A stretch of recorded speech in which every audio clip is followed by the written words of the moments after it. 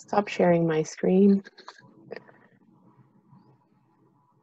All right, good morning, everyone, and welcome to our second roundtable conversation with the business community. My name is Natasha Hartson, and I am the Director of Entrepreneurship and Innovation with Wood Buffalo Economic Development. And I'm excited today to have Jordan Redshaw with us as our guest speaker today. Jordan and I worked together actually in the Regional Emergency Operations Center during the fire. So in this scenario, I felt that it was really a great opportunity to reconnect and have him come as somebody who's very familiar with our region and with our business community and speak to you today around crisis communication and what his recommendations would be on that topic. I have, as I mentioned, or as you may have seen on the welcome screen, all participants are muted during the conversation. So please, if you can ask your questions in the Q&A dialog box at the bottom of your screen, that will help us be able to get the questions appropriately. If you use the chat box, it's a little bit more challenging for us to manage. So Q&A box at the bottom. Also, feel free to ask questions throughout the presentation. I understand we'll work through them as at the end, so don't feel like you have to wait till the end of the presentation. And other than that, I'm going to pass it to Jordan to give you a bit of an introduction to himself and let him share his screen. And I'm looking forward to what you have to say, Jordan. Thank you. Sure, thanks Natasha. And hello Wood Buffalo. It's nice to be working with some of the people that I was very familiar with over the time that I spent up there. And it's Fort McMurray and the region will always hold a very special place in my heart, as I lived up there for like 3.5 years. So yeah, we'll get right into what we're going to talk about today. And as Natasha mentioned, we're going to be talking a little bit about crisis communications, but also just general best practices and how to adapt in the current context. One of the challenges that we've seen is, or that a lot of businesses face, is that you're working within a constantly changing environment. So we're really going to focus a lot about how to sort of adapt in that context and making sure that you're able to continue operating as best as you can, and some of the realities that you're likely going to be facing and the challenges that are going on, and how you can best position yourself to succeed, maybe through this if you're able to, but also set yourself up for success afterwards. So a little bit about me. I studied at Carleton University and Seneca College, both in Ontario. I am a former RMW employee, as Natasha mentioned, and I was the information officer during the May 30 evacuation. And then I was also the communications manager for the recovery task force. So I was heavily involved with the business community during all the public sessions that we had, and was working with economic development through that period of time, as well as with the province to find out the different ways that the community could use some supports. And so I'm currently with National Public Relations, and my clients are across a diverse range of sectors. I do some crisis work here, but I also do just general communications best practices, whether or not that's media relations support, helping out the energy sector in different ways. I work with a number of healthcare clients in terms of positioning some of their products, as well as the hospitality sector, telecom. I have one of my clients is one of the big telecoms in Canada. As well as working with the tourism and social profit sectors. So across the entire board, we have a pretty broad gamut of services that we provide, but my sort of position in all that is helping develop strategies and then also following through on execution of the actual tactics that we develop. So I just want to touch on a couple of government insights before we really get going here. So if you're not aware of them, what sort of we're talking about as some of the things that might be coming down the pipe for you as local business or as small and medium-sized business owners. The Prime Minister has touted what they're trying to unroll as the largest economic program in Canada's history.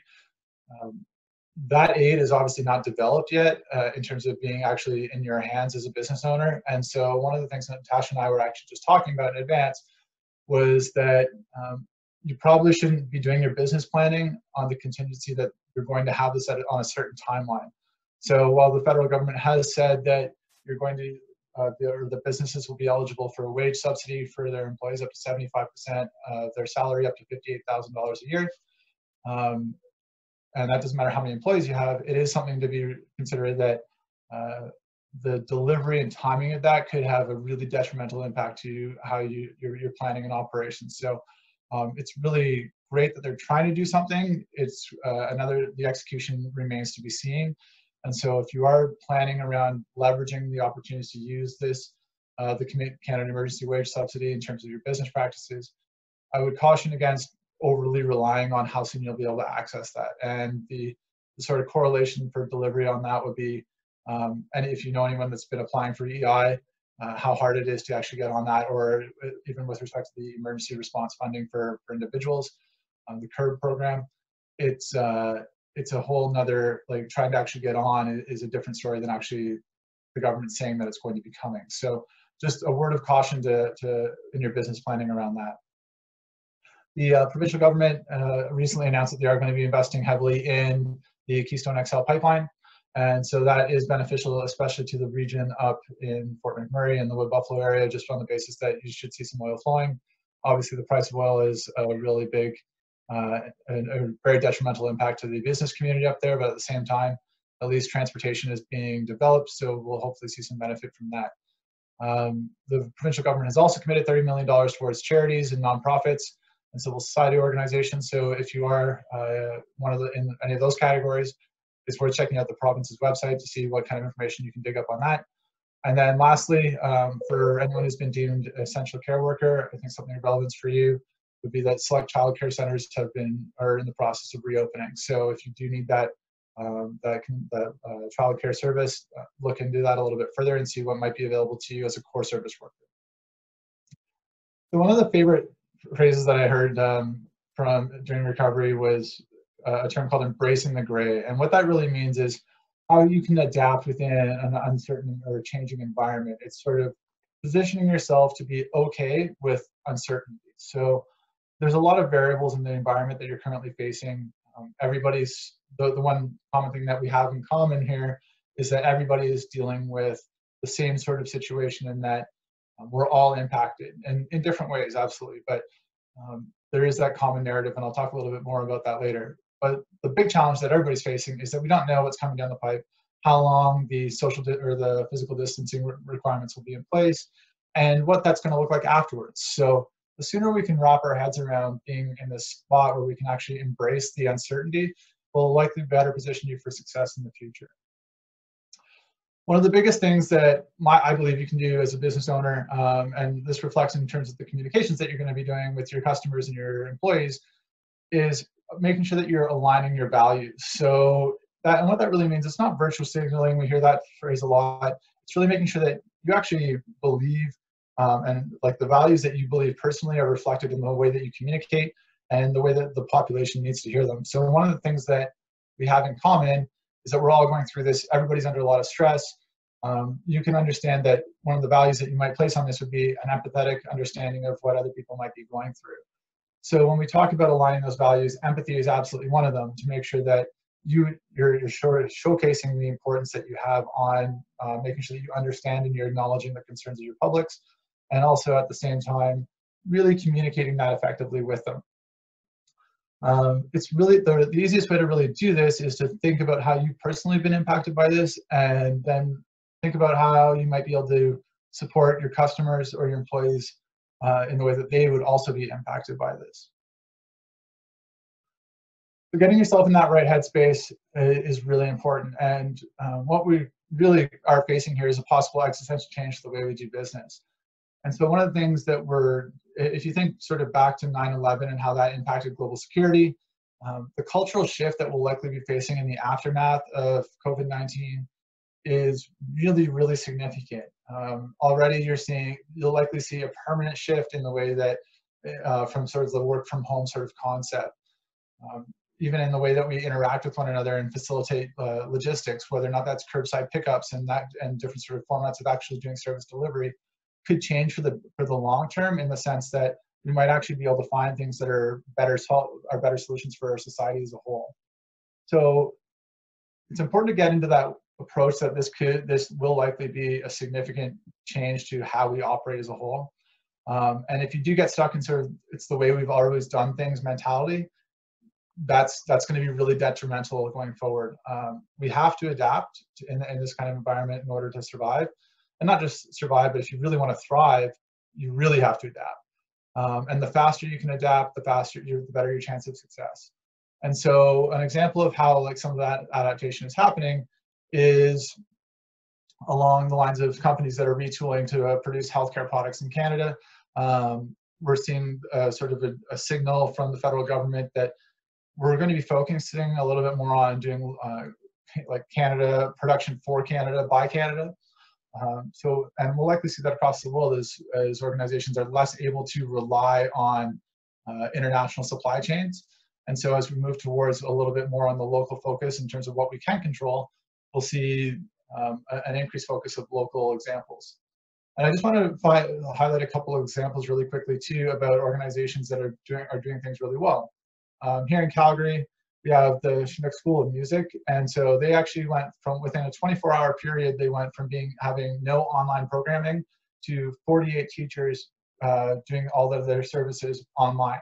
So being able to adapt and virtually provide their services has made them be able to transition through this period of uncertainty, but be able to provide services in a new way that they hadn't been forced to in the past. At the end of this, they'll likely be able to offer a two-pronged service offering, both virtual and in person. And so what that can allow them to do is really focus on expanding their business line, but also still continue to provide the service to their existing clients. We're also seeing brewers making hand sanitizer, so another way of like adapting to the current context, making sure that they're able to provide a product that's needed, and then being able to sort of benefit from that locally. And then one of the big things that we're seeing an evolution of is that curbside pickup and delivery. So organizations that didn't historically participate in delivery services are now getting involved with that, but then also being able to do some of that curbside pickup allows people to do a little bit more convenient shopping. So it's almost a forced evolution of a trend that was already happening, but now we're seeing it a little bit more aggressively pursued in order for businesses to continue with their revenue generation. So managing your brand on all fronts, and one of the things that Natasha had asked me to talk about today was social media specifically. So I will get into that a little bit more, but the way that it's really important to think about your brand is a holistic view of it, and really have that 360 perspective in terms of what you're thinking about, how you behave, how you act, and how you portray yourself across all your different communications channels. And that's both in person and online. So we will get into that a little bit deeper. But first I want to talk about my perspective on crisis communications. So in my opinion, crisis communication, and again, people will likely disagree with this, but it's not all that different from standard operations if you have standard operations that are well practiced and your processes are strong. The challenge that we face in that is that a lot of organizations have not been able to, in the past, been able to develop a communications program that has what they need to be able to evolve their communications rapidly. But the big change from regular comms to crisis communications is generally just speed. There's the context of not necessarily knowing things that you don't get to plan it out really in depth. But at the same time, if you are already doing comms on a regular basis and you sort of have a pretty good idea of what you're doing already, you just have to learn to adapt that rotation, that cycle a little bit faster, and then be able to make sure that you're communicating effectively and really clearly. All these things are valuable practices during regular communications and can strengthen your comms program. So I don't necessarily think of them as totally separate, but what I do think about them when I do think about crisis communications is just being able to focus really strongly on your key messages. If there's anything that's really different, it would be the strict adherence to your key messages as opposed to necessarily overly promotional messaging. So if you don't have a program in place already, the two big primary things that you want to focus on are your stakeholders, your employees and your customers. You can't do business without your employees, and you definitely can't do business without your customers. So focusing on those two sort of angles are really important to be able to ensure that your primary stakeholders and audiences are being taken care of, and that they understand what you're doing and how you're going to be doing it. The one other area of one other stakeholder group that I would suggest making sure that you're maintaining a close tie communication with is your suppliers. Your suppliers' supply chains might be impacted, and it's really important from your perspective that you have that open line of communication with them, because their operations can have a significant impact on, obviously, the way that you're able to do business. And so making sure that you are informed from the supplier perspective will help you improve your communications to your employees and your customers. For example, if you're not able to have something, letting your customers know that there's going to be a time delay on terms of your ability to deliver that product is really important. So that sort of falls into that proactive side of things. Lastly, one really important thing that a lot of organizations totally forget to do is stop your ad campaigns. We see this all the time through crises. It's a perpetual mistake that especially larger organizations make where they forget that ad campaigns are ongoing and then are saying something that totally contradicts the current context. For example, right now, if you have ad campaigns going, say, for a restaurant saying, hey, a whole bunch of people should like book your next party at our restaurant, that doesn't correlate well with the current direction from the Chief Medical Officer of Health, for example. And so these are things that are really important to do. Is like one of the first things that you need to do in a crisis is look at what ads you have running and do everything in your power to stop anything that would be going against the current context and environment. How you talk to your employees and your customers can make or break your brand. And it's really, especially in a small business, the way that you interact with each other is really, really important. And the way that you represent yourself on a larger sort of scale is especially in a small community, very important. A lot of people don't necessarily think that their brand is tied across all their different operations. And I think one thing that is easy to overlook is the importance and value, especially that your employee communications have. So how you talk and act with your employees will impact their perception of you. And one of the big things that I would want to highlight here is if you sort of operate in a way that isn't empathetic and understanding, especially in a context of like in the COVID-19 context, you'll see you'll definitely be impacted from a brand standpoint. And a great example of this is Tim Hortons. I'm not sure if you've seen it, but there was a post circulating around with an employee had taken a photo of the employee direction, which was basically like, you're working or not getting paid. And this was prior to the full set of restrictions coming down on sort of behavior and social and physical distancing. And so instantly there was backlash against Tim Hortons on that regard, because already you're dealing with employees who are on the margin, making minimum wage in most cases, and treating them poorly really reflects badly on the brand as a whole. So it's important to always consider the way that you interact and the way you do your operations internally can have a detrimental effect to your brand, or a positive one, on a broader scale. So just keep in mind that anything that you say or do can easily become public. And with that in mind, it's really important that you act accordingly in all your operations. Your employees are absolutely worried about their future right now. And so making sure that you're communicating with them in an honest and transparent manner is really important. Be empathetic, be truthful. Don't give them false hope if it doesn't exist. It's important to have that sort of context and frame of mind that this is not business as usual right now, and that you might have to make some difficult decisions. I'm not saying go out there and tell everyone that you might have to lay them off. They're worried about that already, and so I think you have to make sure that you're being really honest about your current situation, and then the challenges that you're facing as an organization. There's a lot of ways you can do this, but face-to-face, or not face-to-face, but like virtual face-to-face at this point, or phone meetings, or if you are in sort of that local environment where you're still having in-person operations, that's certainly something that should be an in-person conversation on some level. I know that there's been a number of layoffs that have occurred down here in Calgary, where the employees have received just an email.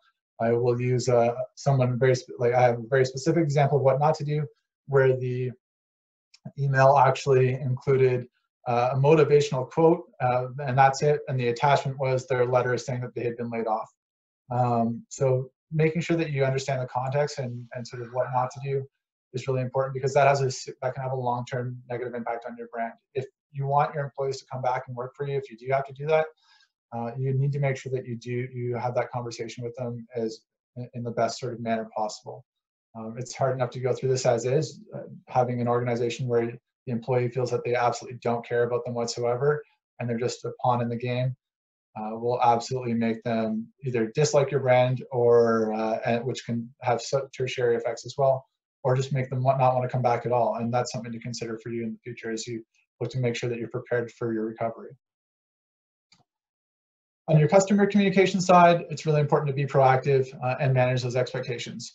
And make sure that you're consistent across all your touch points. And what I mean by that is, if you have something posted on your door, that you might also want to have that posted on your website, and on your phone script. And so there's a number of different ways that you can do that, have it reflect on your social channels as well.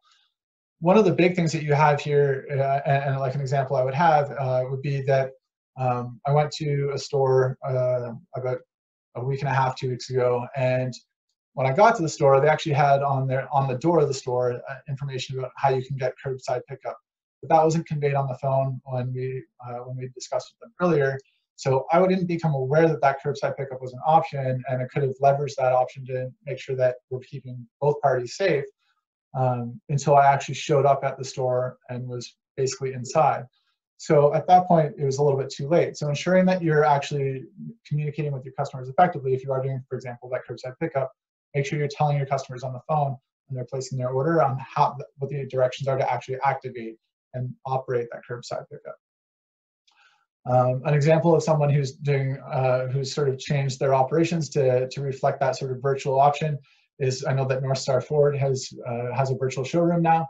So you can, there's different ways that you can do things to activate your local sort of your virtual service and adapt your service provision to different customers, while still operating on an almost business as usual, but slightly different model. And you might actually find ways to reduce your costs in the process.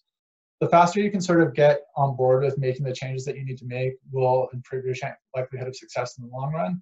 And I think it's really important that you actually focus, put a lot of effort and focus in terms of how you're going to adapt to the new current environment. And lastly, focusing on your customer journey will help you through this process. So if you start on every aspect of the business from the moment they sort of arrive at your page or first hear about you, think about what map out that entire process and how many different ways they might interact with you in advance and leading up to the actual purchase point. So as you go across the board and actually do that, it's easy to actually walk through the different steps and map out all the points where you could potentially alleviate some pain. The idea is that you want to make the customer journey as simple and easy as possible, and so that the customer is informed and educated about the current steps, where they're at, and what the next steps are going to be the entire time. Making sure that you're really clear and concise in terms of how you're actually going to do that, and then delivering on that promise will help you in the long run. In a small community, I just want to talk about a little bit, I want to talk a little bit about social media specifically. And in Fort McMurray, I know that Facebook is massive. There's a lot of ongoing conversations in there, and that people really get involved in, people might get involved in a conversation that is specific to their business, like not specific to their business at all, but may actually reflect on their business's brand. So there's different ways you can do this, but one of the things that I do want to talk about is how your brand is actually very similar to or equal to your business's brand. And I actually have a local example for you that I would like to highlight. So my example is Tammy. I actually met Tammy through mountain biking up in Fort McMurray. And the first time we actually met was at Clearwater Physio. But Tammy is an awesome person, and her brand really reflects the individual she is. So her social media posts are really fun. They're really lighthearted. They're very much her. She sort of posts around that. In this, it's actually a video, but she's dancing because she's really excited about what's going on. The volume, and I'm going to give you sort of provide some critique about this post in terms of what she did really well with this.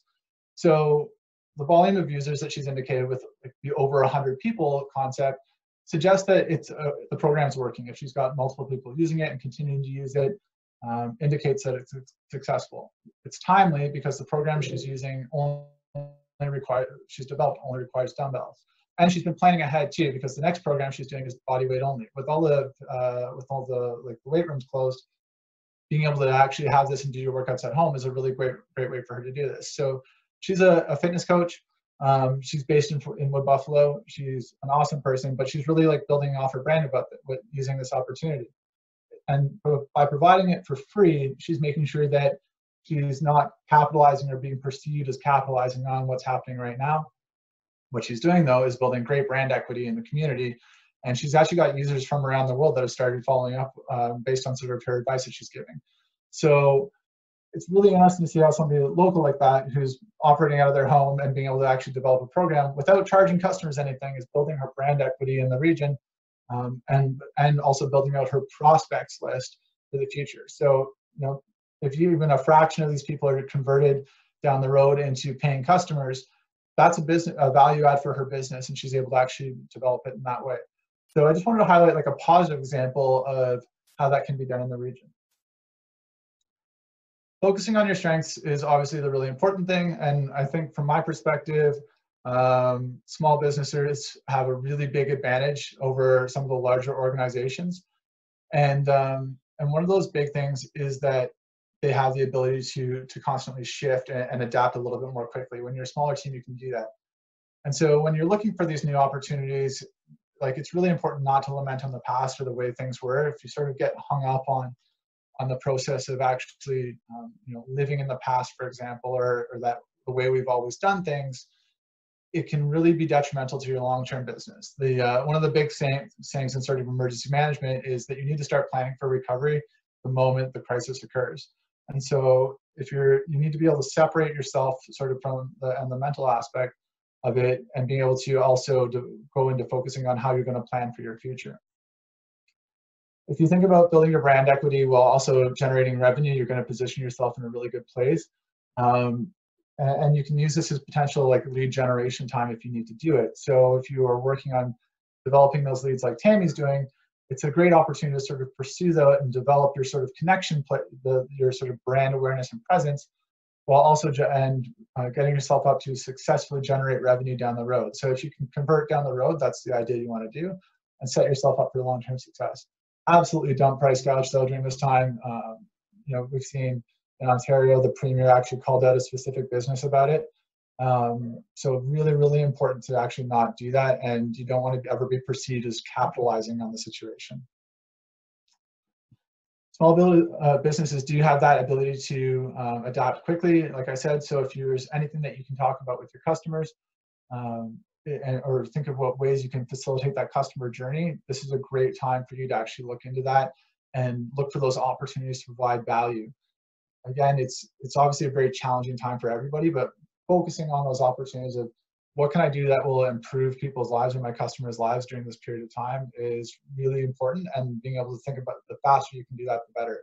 One of the easiest ways might be just to directly reach out to your customers and ask them, hey, like from your perspective, what can I do to help you operate your business or your life better? Like, is there something that I have that can improve your current situation? And or that I could potentially adapt and offer that would improve your situation. So the way that you sort of think about that will help you succeed in the future. And to sort of summarize around the general communications as a whole, as long as you're honest, timely, proactive, empathetic, and creative, you'll be okay. Creative will give you an advantage over sort of your competition potentially, but the other four are absolutely required. And the more that you can sort of think about being in those positions or being honest and being timely and being proactive, those are all things that people value. There's no one who doesn't necessarily value or appreciate these different things. And being creative will give you that competitive advantage that will set you apart from your competition. It'll also give you new opportunities to find those business channels during a challenging period where you might not have necessarily thought of because of standard operations just being standard operations. They're obviously very laborious on their own, and being able to actually be forced into applying some creative thinking could actually benefit you down the road.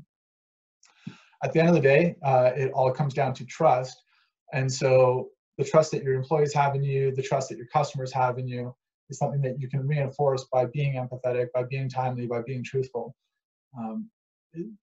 Trust really is the foundation of any brand, and if your customers don't trust that you can deliver, then you're going to lose those customers. So I think it's really important when you're actually having those conversations to apply the principles of empathy and honesty and truthfulness and timeliness to develop that trust that you can have with them. And so I think it's, as you sort of think about everything that you're doing, applying that back down to that sort of trust perspective and looking at that holistic 360 lens with trust as your foundation, I think that'll best position you to succeed. And so that sort of marks the end of my initial sort of intro piece. And now Natasha is going to go through some questions. Great. Thank you, Jordan. I really appreciate that. And I think you had a lot of great things to say. So I want to kick off with, we did receive a question prior to prior to the meeting. So this question was, how do you handle the shifting public mood and those who will always say there's never enough communication? Sure. So the shifting public mood is a really challenging environment, but I think the easiest way to think about it is that the public sentiment is always shifting. So with regards to that, it's really, really difficult to actually ever plan for that, but what you can do is always adapt. And so being able to sort of change the language that you're using to fit the situation, as well as being able to, and that sort of falls back to that embracing the gray side of things, is being able to really just focus on adapting to the current environment by listening to what people are saying, and that's a big one. If you're not listening, you're not going to hear what their needs are, and you're not going to be able to focus on sort of their specific asks. And so one of the things that we do when we're doing our consulting is really trying to define or capture the ask, and whether or not that's if that's a client who's asking us, what am I like, what is the problem I'm trying to solve? It's actually getting down to sort of the frequently, not necessarily the communication side of things, but what is the operational challenge that we're trying to resolve? And so when you're thinking about that sort of shifting public landscape, being able to stay sort of in touch with, like, by listening is often the best way to do. I would say the vast majority of our insights come from a lot of research. From our perspective, the more we can listen and sort of see what's going on, it's really important for us to actually invest heavily in the research side of things. And so if you're able to spend some time doing that, it's definitely of value to you. And with regards to the second question, sorry, Natasha, what was it again? Regarding the that there's never enough communication. Right. There's people who will say that there's never enough communication. Right. So you're always going to have people who say you're not doing enough. And the reality is you can sort of break people down into three different categories. You have your ardent supporters, you have your people who are sort of reside in the middle, who are swayable either way, and then you're going to have your naysayers. There is such a thing from my perspective as over communicating, but then there's also, if you can always ask those people sort of, what would you like to hear more of, and have that conversation with them. But I think the reality of the situation is that you'll never make everybody happy. And so if you have only, for example, if you have 100 people and 3 of them are saying you are not communicating enough, that's probably not going to really motivate me to change what I'm doing. If you have 50 people that are saying you're not communicating enough, well, you might have a bigger problem, and you might want to readjust your tactics. And that sort of goes back to that whole listening thing, about how important it is to actually listen to what people are saying about you, and sort of listen to the way that customers are talking to you in that regard. Thanks, Jordan. Another question that I had, and somebody else, anonymous attendee, had, how do you defend yourself from negative press, specifically like Facebook attacks? Right. So I think it's there's a few different ways. It's always very specific to the context of the situation. So the initial reaction of almost everybody I've ever talked to is that they want to jump up and defend their position right away. They want to contradict what's being said and take a very confrontational approach. Sometimes it's better to take the conversation offline. If you can get it out of the public forum, that's usually the best tactic. You don't want to have like a really big back and forth with anybody in the public. Great example of this is the current situation going on between the Alberta Medical Association and the province. The physicians in this country are going toe-to-toe with the government on a daily basis, and nobody really looks great in that situation. So there's certain times when if somebody's saying something about you from a public perspective that that's really not accurate at all, it's something that you can definitely think about. But I would always sort of, almost always, I would say, take a deep breath and sort of just pause and say, is this really that bad?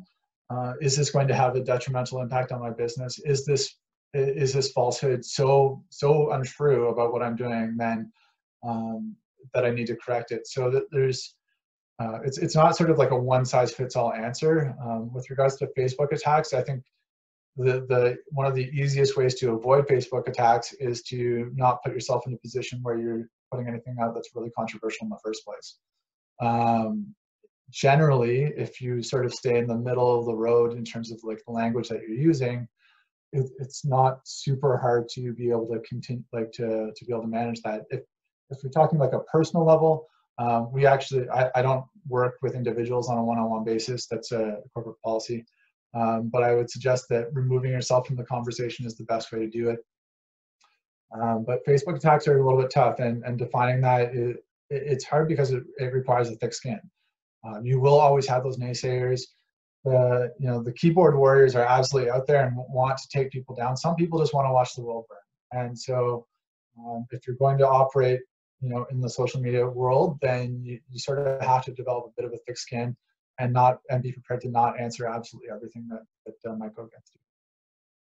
So Jordan, just to follow up from that for my own sake, I'm curious because I've seen it a lot actually with like the mommy network and whatnot, kind of picking on some small businesses that are going through a lot right now.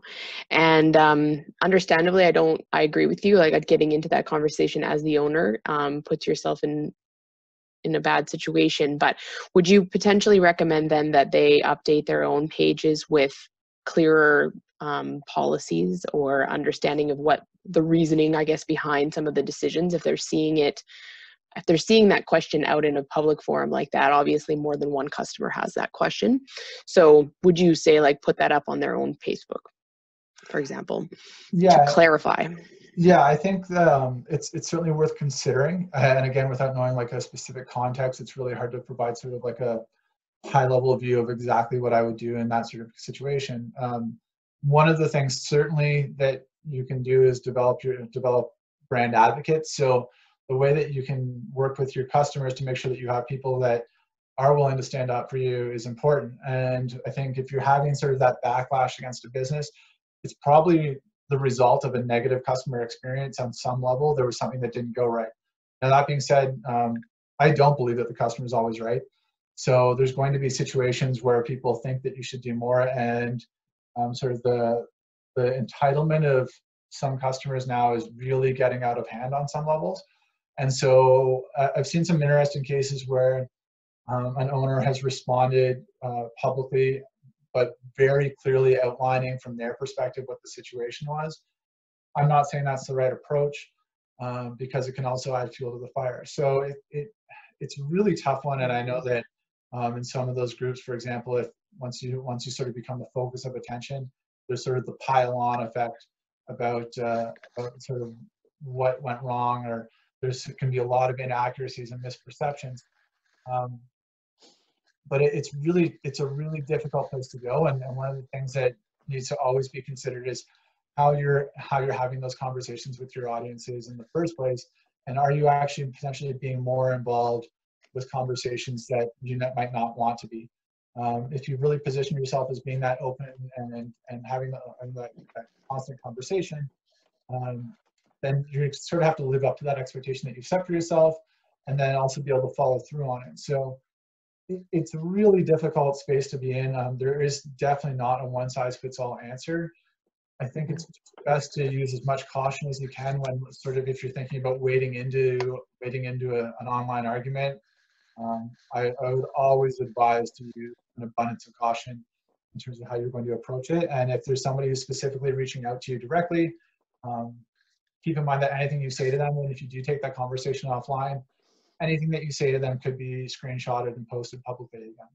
So the way that you sort of have those conversations is really important. Always take the high road would be the number one thing if you can do it. From my perspective, I would suggest that, but I understand that it can be really hard, and it can take an emotional toll on you as well. Being sort of on the opposite side, I absolutely get that when people can really make you feel terrible online. So I do understand it from that perspective, and an attack on your business is very personal. It's a tough one. I think the thick skin and taking the high road is probably the best approach in almost every situation, but and always keeping in mind that anything that you say can be used against you. So be really, really cautious if you do take a conversation offline, that you're making sure that anything that you have that communication with them, like if you're having a private messaging chat or something like that, that those could easily be screenshotted. So I think that's probably like the best context, unless there's like more specifics about an example that you want to talk about, Natasha. Yeah. No, and I won't give the specific example that comes to mind just because I don't want to single out a business. My apologies for a bit of a disconnect here. I do need to plug my laptop in. This is the challenges of a online system. So I'm sorry if I'm distracting anybody. I'm just trying to get my proper cord in here. So I'll give you another question, Jordan, but please ignore me while I plug in my laptop here. The next question that we had was, how can I keep connected with my customers when I have had to close down and I have no option to offer my product during social distancing? Yeah. So without knowing the details about your business, what you can do for sure is one thing that you can do is sort of tell them about where you're at and what you're doing and how you're going to be ready to help them once you're able to serve them again. I think everybody, if you're like me, you've probably received emails from every single organization that you've ever given your email address to about what they're doing in response to the crisis. So, I mean, it's really difficult without knowing specifics about the situation. But if you have, for example, you can call them, email them, let them know what's going on with you and what you're doing. And if that product, if you're not able to evolve it, is maybe really give some serious consideration to, is there anything else like with your knowledge that you've developed working within the space that you've been operating, is there anything else that you could offer during this time? Same way as sort of example, you're seeing organizations that might have made one product in the past, now they're making something that's totally in support of the healthcare system. Do you have the capacity to retool sort of a little bit and adapt without significant cost to provide a current need? I would sort of look at those operational approaches first and see, but also making sure that you're keeping that line of communication open with your clients and their customers. One of the challenges that a lot of people are facing, us included, is that everyone's sort of got their own priorities at the moment. So they're trying to deal with their own problems and they're not necessarily thinking really far out, and your lead time might be totally different from theirs. So making sure that you're sort of communicating with them about what your sort of expected turnaround will be once the social distancing is reduced will be important. But at the same time, I mean, we could be in this sort of, I guess this is actually a good segue a little bit. So the intelligence that we're sort of getting is that we'll likely be in this sort of physical distancing and probably till close to July at the earliest. And then we could potentially be seeing like a cyclical back, so like off for a while, back on for a while. So if there's a way for you to adapt and sort of change how you do your customer service or even in your entire business model, this might be a great time to consider it. And Natasha, maybe you want to build off a little bit more on sort of the sort of business side of things. But it's something that if I was in that space, I would definitely want to consider, like, what kind of services could I offer that would be beneficial at this point in time if I'm capable of adapting, and sort of map out the cost of potentially doing that. Mm-hmm. Absolutely. I think we've seen some pretty creative things happening in the business community already. I know Orange Fitness, for example, started renting their equipment.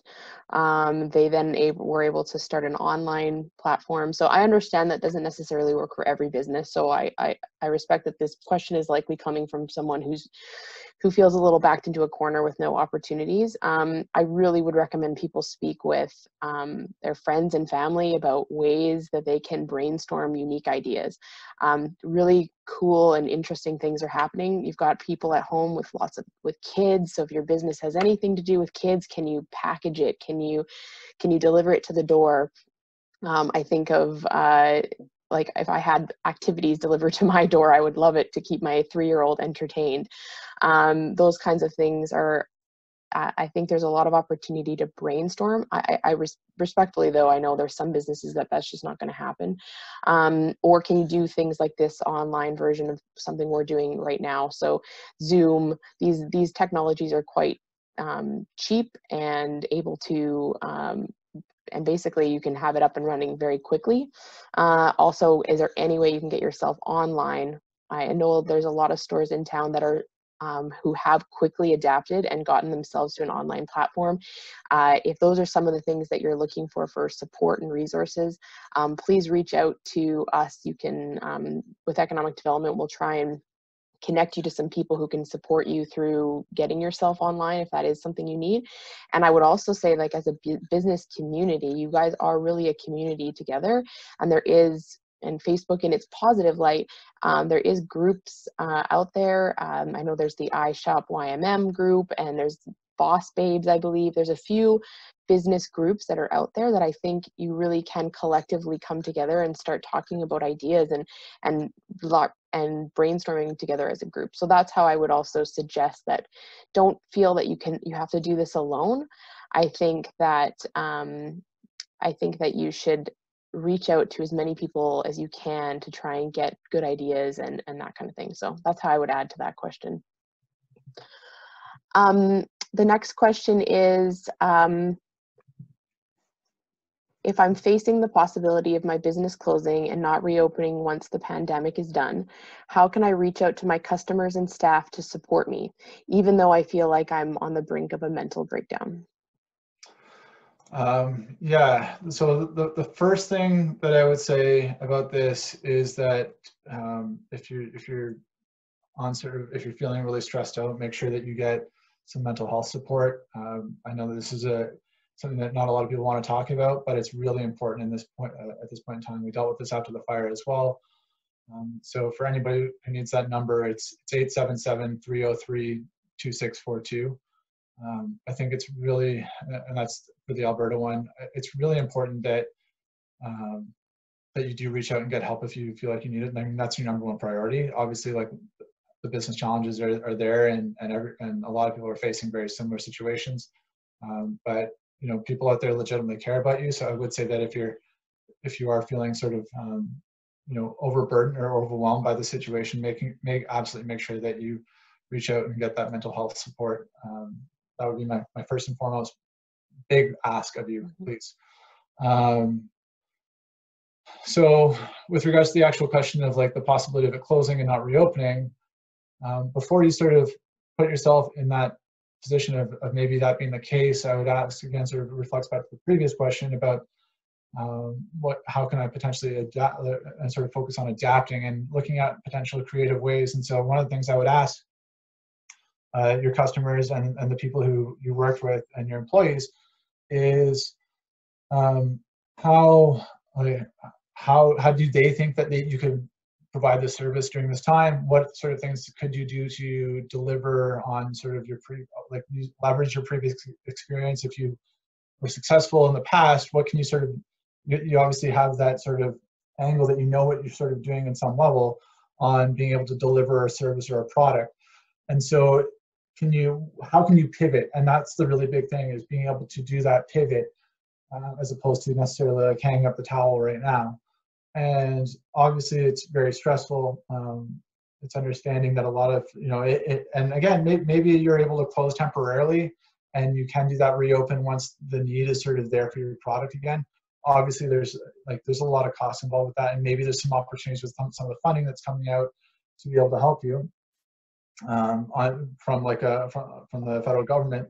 But I think it's one of those things where it's sort of a tough space where it's like to reach out, you know, you can tell your customers what you're doing, but I think before you sort of reach out and say that, you know, we're thinking about closing and not reopening, you really have to think about what could I possibly do to succeed? And maybe there's an opportunity for you to reach out to your customers and ask them, hey, like, you know, we've got this skill set. Again, I'm not sure what the business specifically is, but if you have that sort of that area of operation that I've got the skill set, I know how to do this, I could apply the skill to something else in the short term, and then sort of put this current business on pause and do this other side. I think that's a way to potentially take it. Natasha, maybe you want to build off that. Yeah, I mean, it's a hard time for businesses right now. So I want to echo what you're saying regarding the mental health piece, and again, to connect with the other business owners in town, because you're going through these things together. And I think collectively you can brainstorm unique ideas to connect to your customers.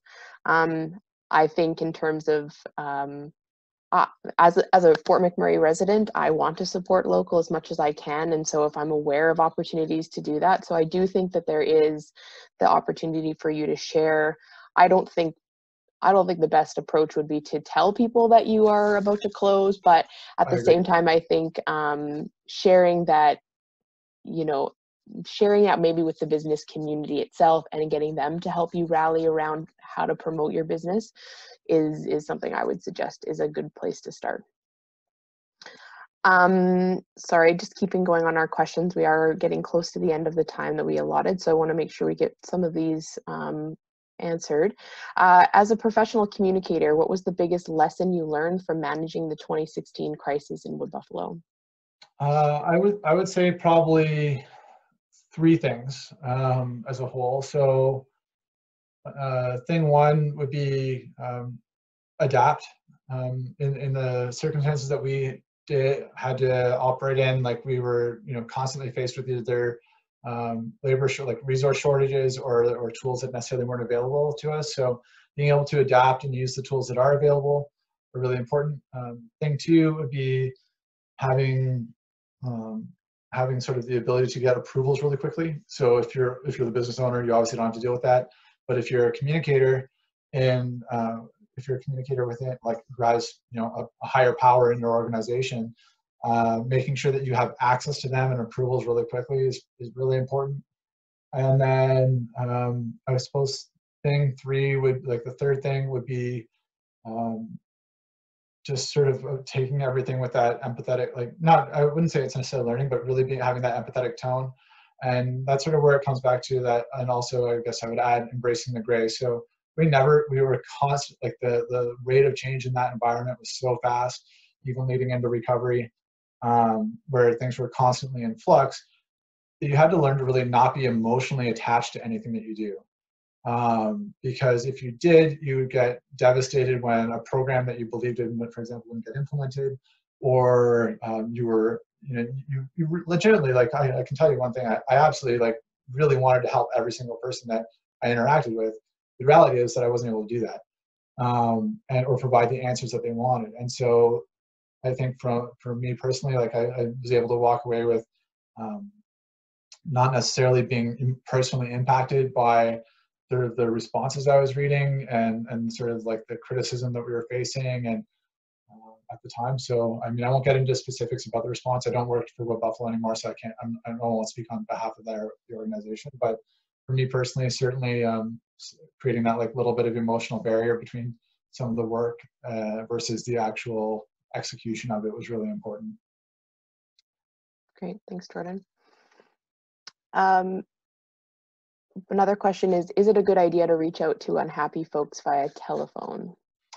Oh, I would say absolutely. People, it's one thing to get an email or a phone call, or sorry, like a Facebook message or whatever.